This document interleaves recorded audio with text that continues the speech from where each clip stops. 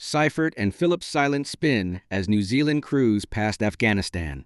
New Zealand negotiated early chaos, absorbed Afghanistan's spin trap, and then dismantled it with ruthless clarity as New Zealand opened their ICC Men's T20 World Cup 2026 campaign with a 5-wicket win over Afghanistan in Chennai.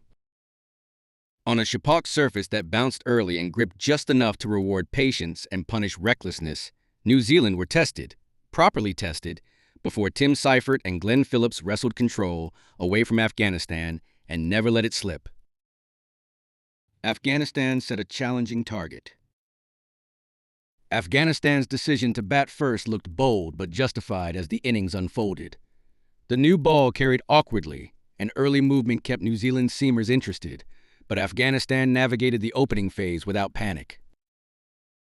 That balance shifted when Lockie Ferguson was introduced. Mixing pace above 140 kilometers per hour with subtle changes of speed, Ferguson struck twice in 1 over, removing Ibrahim Zadran with a slice drive and then having Rahmanullah Gurbaz drag on after a cleverly disguised leg cutter. At 44 for 2, Afghanistan needed authority. They found it in Gulbuddin Naib. Promoted to number 3, Naib began cautiously before expanding with conviction.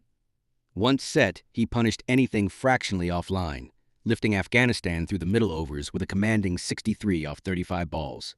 His acceleration transformed the innings, carrying Afghanistan to 123 for 2 by the 15th over and injecting belief into both dugout and crowd.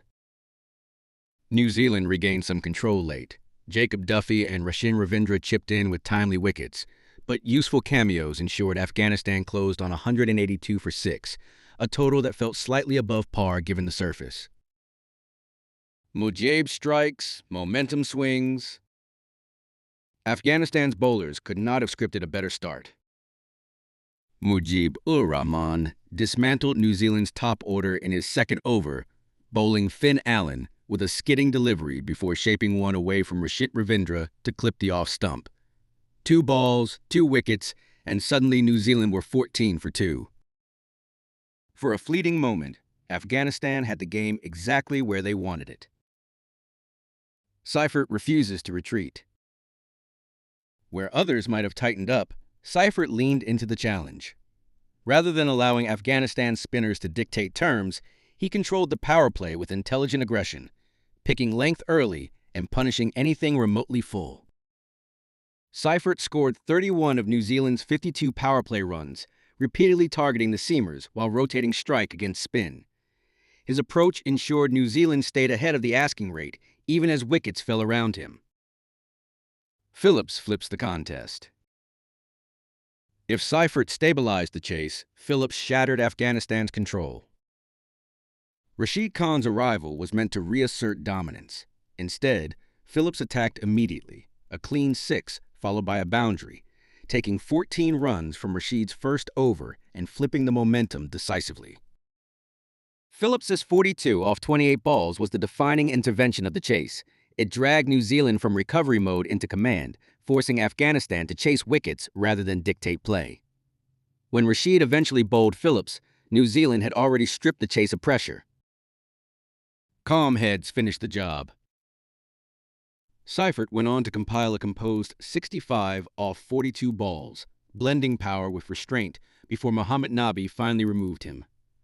By then, the equation was firmly tilted New Zealand's way. Captain Mitchell Santner and Daryl Mitchell ensured there were no late stumbles, closing out the chase at 183 for 5 with 13 balls to spare.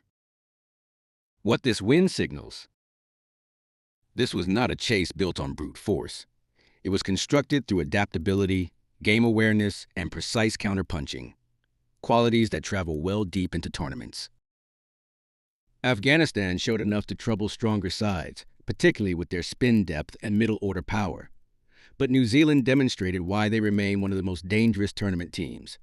They absorb pressure, read conditions quickly, and strike at exactly the right moment. In a group stacked with contenders, this was a measured but unmistakable statement.